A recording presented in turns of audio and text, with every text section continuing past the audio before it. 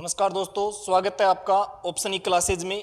पिछली कक्षा में हमने देखा था लोक देवताओं में जो पंचपीर हैं उनमें से गोगाजी, हड़बूजी और मेहाजी मांगलिया का अध्ययन हम कर चुके थे। आगे जो पंचपीर हैं, दो पंचपीर और बच के उनका अध्ययन हम करेंगे। तो चलिए, इनके अलावा रामदेव जी की जो गिनती है वो भी पंचपीर में की जाती है या पंचपीरों में की जाती है। तो चलिए देखते हैं रामदेव जी के बारे में। रामदेव जी का जो जन्म था वो बाड़मेर के अंदर जो शिव तहसील है वहाँ उंडू काश्मीर जो कस्बा है वहाँ हुआ था।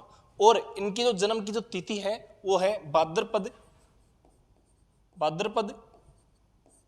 शुक्ल द्वितीया। भाद्रपद शुक्ल द्वितीया इसे या इस जो जन्म तिथि है इस तिथि को बाबेरी बीज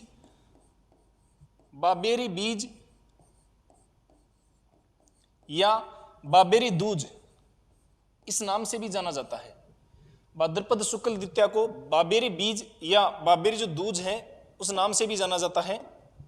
आगे देखते हैं, इनके जो पिता थे उनका नाम था अजमल जी। अजमल जी के दो पुत्र थे। अजमल जी के दो पुत्र थे। एक का नाम था वीरमदेव और एक थे रामदेव जी। वीरमदेव थे, इनको जो बलराम है, बलराम का अवतार माना जाता था।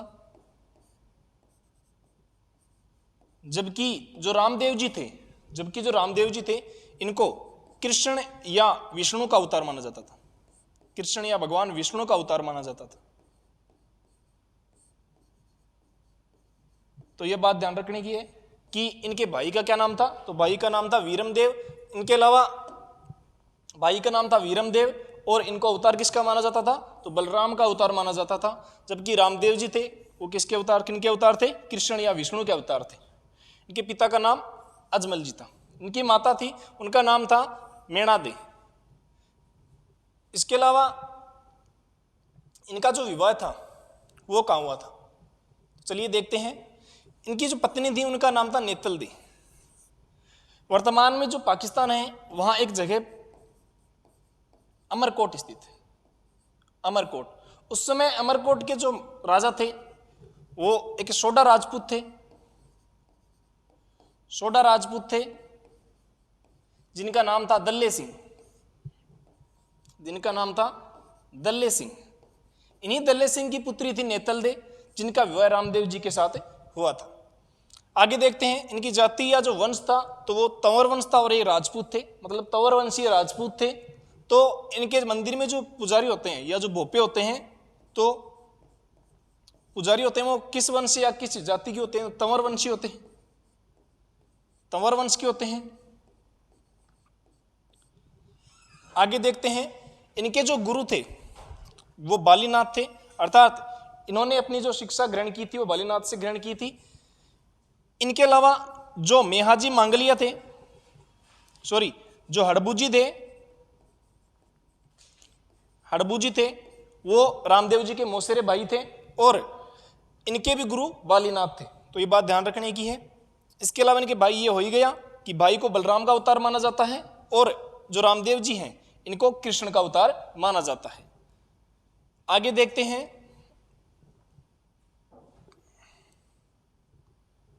देखिए रामदेव जी को रामसा पीर, रूणीचारा धनी और बाबा रामदेव के नाम से जाना जाता है। देखो, इनको रामसा पीर है या पीर मानकर जो पूजा करते हैं वो है मुस्लिम जो समुदाय है वो इनको पीर मानकर पूजा करता है। रामसा पीर के नाम से इनकी पूजा करता है। रूणीचारा धनी इनको क्यों कहा जाता है? इन्होंने जो रूणीचा है, जैसलमेर के अंदर जो रूणीचा है उसकी स्थापना की थी, या रूणीचा जो कस्बा है वो बसाया था। देखिए,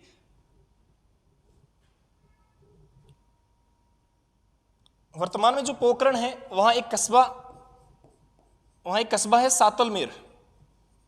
जब रामदेव जी बालक थे, छोटे थे, तब सातलमेर पड़ता है पोखरण जैसलमेर के अंदर। जब रामदेव जी बाल्यकाल में थे, बालक थे, तब सातलमेर के अंदर एक राक्षस भैरव का आतंक था, या ये जो सातलमेर जो कस्बा है वो भैरव के आतंक से त्रस्त था।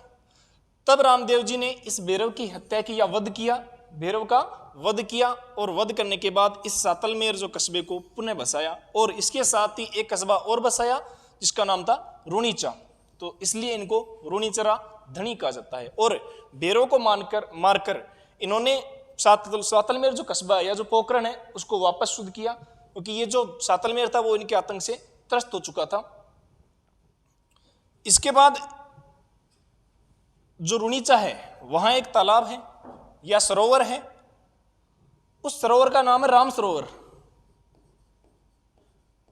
राम सरोवर भाद्रपद शुक्ल द्वितीया को तो इनका जन्म हुआ था, और शुक्ल जो एकादशी है, भाद्रपद शुक्ल एकादशी के दिन ही इस राम सरोवर में रामदेव जी ने समाधि ले ली थी। तो राम सरोवर कहाँ है? ये रुणीचा जैसलमेर के अंदर ही है, यहीं पर रामदेव जी ने समाधि ली थी। आगे देखते हैं, इनकी जो सवारी है वो नीला घोड़ा है, और जो भक्त होते हैं वो इनका जो घोड़ा है वो कपड़े का बना होता है, कपड़े का घोड़ा भी इनको चढ़ाया जाता है। तो कपड़े से बना हुआ घोड़ा है वो इनको चढ़ाया जाता है, और इनकी सवारी भी नीला घोड़ा है। इनके अलावा इनके विशेष जो पूजन स्थल हैं वो है रुणीचा जो जैसलमेर के अंदर है, पोखरण जैसलमेर के अंदर है, मिनी रामदेवरा या इसको बोलते हैं छोटा जो रामदेवरा है वो गुजरात के अंदर है, मसूरिया में इनका एक मंदिर है जो जोधपुर के अंदर है, मसूरिया जोधपुर के अंदर है। जो बराटिया है वो पाली के अंदर नहीं है, ये अजमेर के अंदर है, बराटिया अजमेर के अंदर है। यहां भी इनका एक जो पूजा स्थल या जो मंदिर है वो स्थित है। आगे देखते हैं,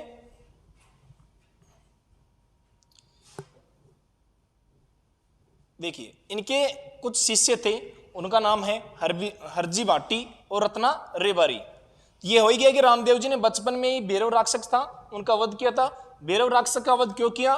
क्योंकि जो सातलमेर था, सातलमेर जो कस्बा था वो इनके आतंक से त्रस्त था, परेशान था, इसलिए बाल्यकाल में इनको मारकर, मतलब भैरव को मारकर उन्होंने चमत्कार दिखाया। इन्होंने अपनी एक धर्म बहन बनाई, वो धर्म बहन मेघवाल जो समाज है या मेघवाल थी, तो उनका नाम था डालीबाई। तो डालीबाई जो मेघवाल थी उनको अपनी जो धर्म बहन है वो बनाया और समाज को अछूत उद्धारक का संदेश दिया। इसीलिए जो मेघवाल जो भक्त हैं, इनके जो मेघवाल भक्त हैं इनको रिखिया कहा जाता है, रिखिया कहा जाता है। देखिए इनका मेला है, वो मेला कब से कब तक लगता है? भाद्रपद शुक्ल द्वितीया से लेकर जो भाद्रपद शुक्ल एकादशी है,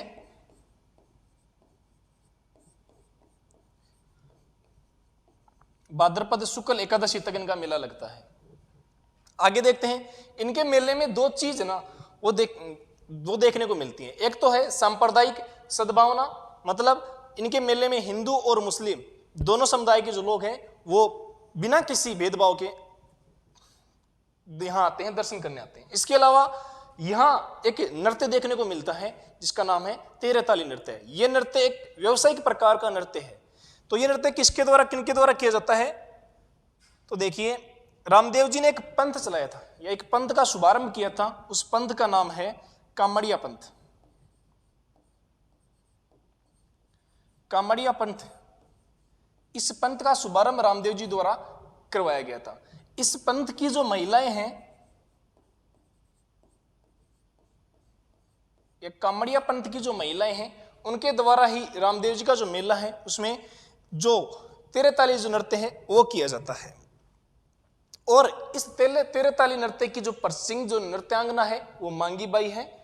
चलिए आगे देखते हैं। ये देखिए ये तेरताली नृत्य की कुछ छवि, आगे चलते हैं।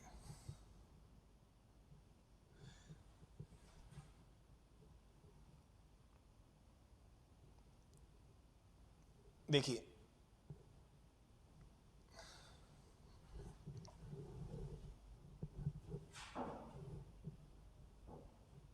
हाँ, मुसलमान हैं वो इनको पीर मान राम सा पीर मानकर पूजा करते हैं, हम देख ही चुके। इनके अलावा रामदेव जी को पीरों का पीर कहा जाता है। पीरों का पीर, पीरों का पीर किन्होंने कहा? तो रामदेव जी से मिलने के लिए मक्का से कुछ पीर आए थे। पीर जो मुस्लिम जो लोग देवता होते हैं उनको पीर कहा जाता है। तो मक्का से पीर आए थे और इन पीरों ने रामदेव जी से कहा कि हम तो केवल पीर हैं, लेकिन आप तो पीरों के भी पीर हो। अर्थात इन्हें पीरों के पीर किनको इनको रामदेव जी को जो पीरों के पीर हैं वो किसने कहा? तो मक्का से आए हुए जो पीर हैं उन्होंने ही रामदेव जी को पीरों के पीर कहा। रामदेव जी के जो मेघवाल भक्त हैं उनको रिखिया कहा जाता है। क्या कहा जाता है? रिखिया कहा जाता है। प्रश्न पूछ सकता है कि रिखिया किसने कहा जाता है, या रामदेव जी के जो मेघवाल भक्त हैं उनको क्या कहा जाता है? तो रिखिया राइट आंसर हो जाएगा। इसके अलावा रामदेव जी ने जातिगत छुआछूत और भेदभाव को मिटाने के लिए जो जागरण अभियान किया, यह अभियान रात्रिकालीन था या प्रश्न ऐसे भी आ सकता है कि रामदेव जी के रात्रिकालीन जो जागरण है उनको क्या कहा जाता है? तो उनका नाम है जम्मा, या जम्मा जागरण उनका नाम दिया। और ये जम्मा जागरण किनके द्वारा किया जाता? रिखिया जो मेघवाल जो भक्त हैं उनके द्वारा किया जाता है। इसके अलावा इनका समाधि स्थल है वो मसूरिया के अंदर नहीं है, वो है राम सरोवर है जो रुनीचा के अंदर है, वहां इनका समाधि स्थल है, वहीं इन्होंने समाधि ली थी। इसके अलावा मेले में जो कामड़ जाति की जो महिलाएं हैं वो तेरताली नृत्य करती हैं, ये हमने देख ही लिया। आगे देखते हैं। देखिए रामदेव जी ने कामड़िया पंथ का आरंभ किया था, जिसकी महिलाएं जो तेरताली व्यवसायिक नृत्य हैं वो करती हैं। देखिए रामदेव जी एकमात्र ऐसे लोक देवता हैं जिन्होंने किताब भी लिखी या जो कवि भी थे। तो इनके द्वारा जो लिखी गई जो किताब थी या जो कृति थी उसका नाम था 24 बणियां। प्रश्न सीधा सीधा पूछ भी सकता है, राजस्थानी साहित्य से संबंधित प्रश्न भी यहां बनता है कि 24 जो बणियां है वो किन की कृति है, किन के द्वारा लिखी हुई गई पुस्तक है? तो ये कृति किनके द्वारा लिखी गई है? रामदेव जी द्वारा रचित है। एकमात्र ऐसे लोक देवता हैं जो कवि भी थे। आगे देखते हैं इनके जो लोकगाथा जो गीत हैं, इनके जो लोकगीत हैं उनको ब्यावली कहा जाता है। वो क्या कहा जाता है? ब्यावली। आगे देखते हैं इनकी जो पताका है या जो ध्वज है वो पंचरंगी है, तो 5 रंगों की। जैसे इनकी जो ध्वज है वो पंचरंगी है, 5 रंगों वाली है। अर्थात रामदेव जी की जो 5 रंगों वाली जो ध्वजा है उसे नेजा कहा जाता है। क्या कहा जाता है? नेजा कहा जाता है। पंचरंगी जो पताका है या जो ध्वज है उसे नेजा कहा जाता है। आगे देखते हैं इनकी जो फड़ है, फड़ किसे बोलते हैं? पहले फड़ देख लेते हैं। देखिए ये जो चित्र आपको दिख रहा है ये कपड़े पर चित्रांकन किया हुआ है। अर्थात किसी लोक देवता के जो कार्य हैं उनका कपड़े पर चित्रांकन ही क्या कहलाता है? फड़ कहलाता है। फड़ कहलाता है। और इस फड़ का वाचन किया जाता है। तो इसका वाचन जिनके द्वारा किया जाता है वो है कामड़ जाति के जो लोग हैं, कामड़ जाति द्वारा इनका वाचन किया जाता है। इनमें दैनिक जीवन के जो कार्य हैं वो, इनके अलावा जो चित्रण है वो दरबार का चित्रण हो सकता है। किन्हीं जो लोग देते हैं उनकी फड़ पर जो इनके द्वारा किए गए जो कार्य हैं या चमत्कार हैं उनका चित्रण भी किया जाता है। तो फड़ क्या होती है? कपड़े पर बनी हुई होती है और इस पर चित्रांकन किया होता है जिसका वाचन किया जाता है। आगे देखते हैं अगले जो लोक देवता हैं वो है पाबूजी राठौड़। तो चलिए शुरू करते हैं। देखिए पाबूजी राठौड़, जैसे नाम से ही पता चल रहा है कि इनका जन्म किस वंश में हुआ था, तो राठौड़ वंश में इनका जन्म हुआ था। राठौड़ वंश में इनका जन्म हुआ था। तो ये राठौड़ वंश के कुल देवता कर लेंगे। किस वंश के कुल देवता हो जाएंगे? राठौड़ वंश के। जन्म कहां हुआ था? जन्म कोलूमंड जो फलोदी जोधपुर के अंदर है उस गांव में हुआ था। इनके पिता थे वो धांधल राठौड़ और माता कमला दे थी। इनकी पत्नी का नाम सुप्यारदे था, जो अमरकोट की राजकुमारी सूरजमल सोडा की पुत्री थी। इनकी पत्नी का जाति राठौड़ हो गई या वंश राठौड़ हो गया, और राठौड़ वंश के ये कुल देवता हैं। राठौड़ वंश के क्या हैं? कुल देवता। देखिए, जब इनका विवाह इनकी पत्नी सुप्यारदे से हो रहा था अमरकोट के अंदर, तब ये एक व्यक्ति थे देवली चारण। देवली चारण से घोड़ी लेकर आए थे। विवाह में जाने के लिए जो देवली चारण है उनसे घोड़ी लेकर आए थे। देवली चारण, देवली चारण इनसे घोड़ी लेकर आए। उस घोड़ी का नाम था केसर कालमी। केसर कालमी इनसे घोड़ी लेकर आए थे। अब इनके जो बहनोई थे, जायल के अंदर या जायल के जो शासक थे वो इनके बहनोई थे, जिनका नाम था जिंदीराव खींची। जिंदीराव खींची ये इनके बहनोई थे। इनके बहनोई ने क्या किया कि देवली जो चारण थे, देवली चारण थे, उनकी जो गाय थी उन गायों का हरण कर लिया। उन गायों का हरण कर लिया।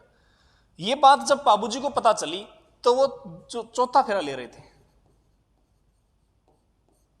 चौथा फेरा ले रहे थे और चौथे फेरे को बीच में ही छोड़कर, चौथे फेरे को बीच में ही छोड़कर जो देवली जो चारण है उनकी गाय अपने बहनोई जिंदीराव खींची से छुड़ाने चले गए। और देचू जो गांव है उस देचू गांव के अंदर इनकी वीर गति को प्राप्त हो जाते हैं। ये देचू गांव के अंदर वीर गति को प्राप्त हो जाते हैं। अब इन्हीं के सम्मान में जो राठौड़ वंश के जो लोग हैं जब विवाह करते हैं तो अपना विवाह 3.5 फेरे हैं उन्हीं में पूरा कर लेते हैं। इनको इनके सम्मान के अंदर 3.5 फेरे के अंदर विवाह को संपन्न मान लेते हैं। आगे देखते हैं, इनके उपनाम देखे जाएं तो बाबूजी को ऊंटों का देवता कहा जाता है। ऊंटों का देवता क्यों कहा जाता है? क्योंकि कहा यह जाता है कि मारवाड़ के अंदर सर्वप्रथम जिनको ऊंट लाने का श्रेय दिया जाता है वो बाबूजी राठौड़ थे। अर्थात मारवाड़ के अंदर सबसे पहले ऊंट जिनके द्वारा लाया गया वो बाबूजी राठौड़ थे, तो इनको ऊंटों का देवता कहा जाता है। इसके अलावा ऊंट जब बीमार होता है, मारवाड़ में जब ऊंट बीमार हो जाता था तो बाबूजी के पास या बाबूजी के पास उसे लेकर आते थे। इसके अलावा प्लेग जो रोग है उसके रक्षक देवता माने जाते हैं। रायका या जो रेबारी जाति है उनके आराध्य देव माने जाते हैं। रायका या जो रेबारी जाति है वो इनकी पूजा करती है। पूजा क्यों करती है? रायका जाति का काम होता है ऊंट का पालन करना, तो रायका जाति इनकी आराधना करती है, इनकी पूजा करती है, तो इनके आराध्य देव हो जाएंगे। आगे देखते हैं, इनकी घोड़ी का नाम पूछे तो हम देख चुके हैं केसर कालमी है। और ये घोड़ी किससे लेकर आए थे? ये देवली चारण से लेकर आए थे। देवली चारण से लेकर आए थे। आगे देखते हैं, इन्होंने वीर गति कैसे प्राप्त की? गोवंश की रक्षा करने के लिए देवली चारण थी। उनकी गाय जिंदीराव जो खींची थे, जो इनके बहनोई थे, जो जायल के थे, उनसे गाय छुड़ाते समय या गाय वापस लाते समय इनकी मृत्यु हुई। और कहाँ हुई? देचू गांव के अंदर हुई। इनके जो उपासना स्थल है या जो पूजा स्थल है वो कोल्लूमंड के अंदर है। और कोल्लूमंड कहाँ पड़ता है? फलोदी जोधपुर के अंदर इनका उपासना स्थल है, मंदिर यहाँ स्थित है। घोड़ी होगी केसर कालमी जो झुकी हुई पाग के लिए प्रसिद्ध थी। इनकी घोड़ी का ध्यान रखना, झुकी हुई पाग के लिए प्रसिद्ध थी।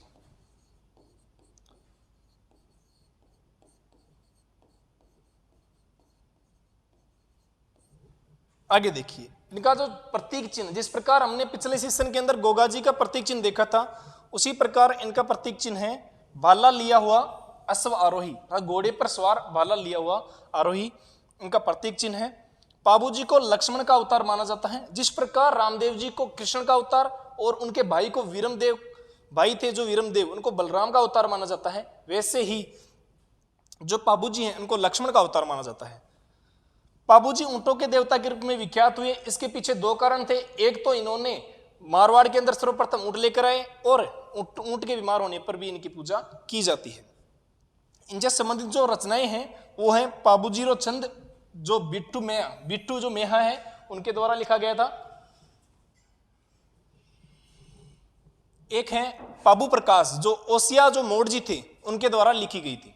इनका जो मेला है वो कब पड़ता है? चैत्र अमावस्या के दिन कोल्लूमंड के अंदर इनका मंदिर बना हुआ है, वहीं इनका मेला लगता है।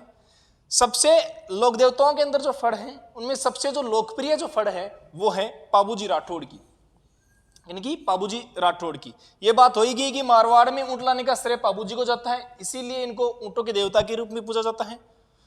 और ऊंट जब ठीक हो जाता है तो जो रावण होता जो वाद्य यंत्र है उनके साथ इनकी फड़ है जो सर्वाधिक लोकप्रिय है, उसका गायन किया जाता है।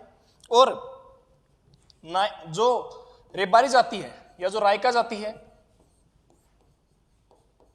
रेबारी जाति है, इसके जो भोपे हैं वही इस फड़ का वाचन करते हैं। और वाचन करते समय जिस वाद्य यंत्र को वो काम में लेते हैं उस वाद्य यंत्र का नाम है रावण हत्ता। रावण हत्ता वाद्य यंत्र से वो इनकी फड़ का वाचन करते हैं। आगे देखते हैं, ये ऊंट से संबंधित कुछ विशेष जानकारी देख लेते हैं। ऊंट में जब एक विशेष प्रकार का रोग होता है जिसे सरा रोग कहते हैं, इसी रोग का निवारण करने के लिए पाबूजी की पूजा की जाती है। ऊंटों के देवता तो पाबूजी हैं, लेकिन ऊंटों की जो देवी है उसे अंता देवी कहा जाता है। आगे देखते हैं लोक देवता तेजाजी। देखिए तेजाजी का जन्म कहां हुआ, तो जन्म हुआ खड़नाल नागौर के अंदर। इनकी जो माता थी उनका नाम था राजकुमारी और पिता थे तेहड़ जी। इनका जो गोत्र था वो धोल्या था और इनको जाट जाति के लोक देवता के रूप में भी पूजा जाता है। जाट जाति के लोक देवता के रूप में पूजा जाता है।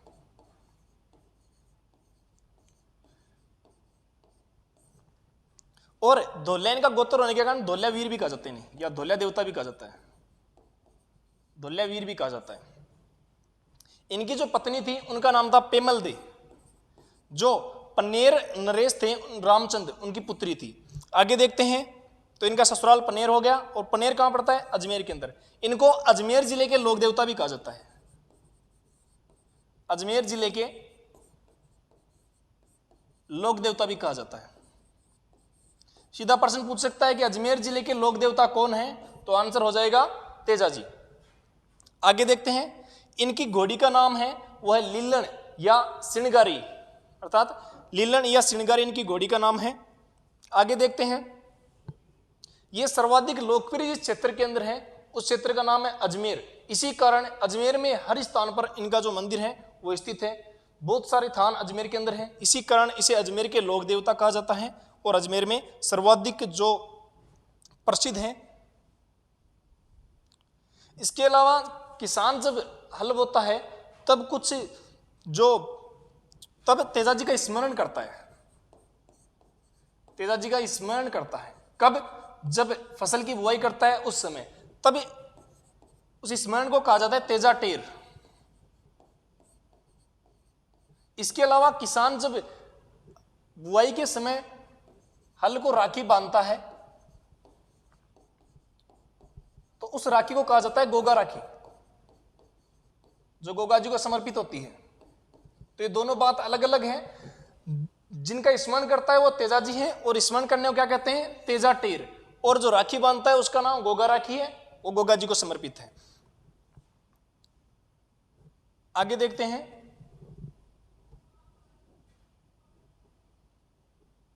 देखिए अजमेर में इनको धोल्यावीर कहा जाता है, धोल्यावीर के नाम से जाना जाता है। धोल्यावीर क्यों कहते हैं कि धोल्या इनका गोत्र था। इनका गोत्र क्या था, धोल्या गोत्र था, इसी कारण इनको धोल्यावीर कहा जाता है।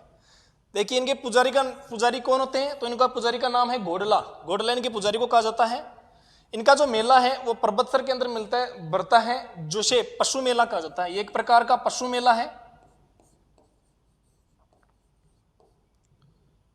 पशु मेला है। और इस पशु मेले से जो राज्य सरकार है उसे सर्वाधिक आय प्राप्त होती है। तो एक प्रकार से हम कह सकते हैं कि सर्वाधिक आय देने वाला जो पशु मेला है वो कौन सा है, पर्वतसर पशु मेला है, जो नागौर के अंदर आयोजित होता है। और कब आयोजित होता है, भाद्रपद शुक्ल दशमी को, जिसे तेजा दशमी के नाम से भी जाना जाता है। तो इस समय जो तेजाजी का जो मेला है जो पर्वतसर के अंदर भरता है भाद्रपद शुक्ल दशमी के अंदर।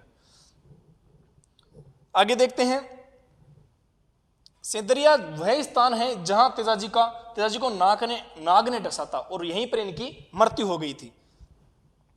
आगे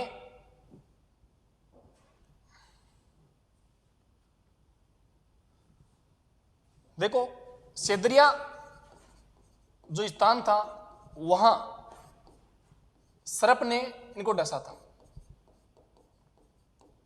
जबकि जो सुरसरा जो किशनगढ़ अजमेर के अंदर स्थित है वहां तेजाजी वीर गति को प्राप्त हो गए थे। इसके अलावा ये वीर गति को क्यों प्राप्त हुए, एक जो इनकी बहन थी लाचा गुजरी, लाचा गुजरी, इनकी गाय को एक मीणा था, मीणा शासक था मेरा, इस मेरा से छुड़ाने के लिए गए थे। तभी रास्ते के अंदर ही इनको सर्प ने डस लिया। जिस स्थान पर सर्प ने डसा उस स्थान का नाम था सेदरिया, और जहां इनकी मृत्यु हुई उस स्थान का नाम था सुरसरा जो अजमेर के अंदर स्थित है। तो इनकी मृत्यु क्यों हुई थी, लाचा गुजरी की गाय मेरो से छुड़ाने के कारण इनकी मृत्यु हुई। तो सीधा सीधा प्रश्न पूछ सकता है कि मेरो से लाचा गुजरी की गाय किसने छुड़ाई, तो किसने छुड़ाई, तेजाजी ने। तो ये गोरक्षक के रूप में पूजे जाते हैं, गोरक्षा के लिए भी इनकी पूजा की जाती है। आगे देखते हैं, प्रतीक चिन्ह देखें तो हाथ में लिए हुए तलवार लिए हुए अश्व आरोही, बाला लिए हुए अश्व आरोही कौन थे, वो पीछे हम देख चुके। इसके अलावा बांसी दुगारी हैं, वो तेजाजी का प्रसिद्ध तीर्थ स्थल है। और अन्य स्थल में देखें तो ब्यावर, सेंदरिया, भवंता और सुरसुरा ये प्रसिद्ध तीर्थ स्थल हैं। धन्यवाद दोस्तों।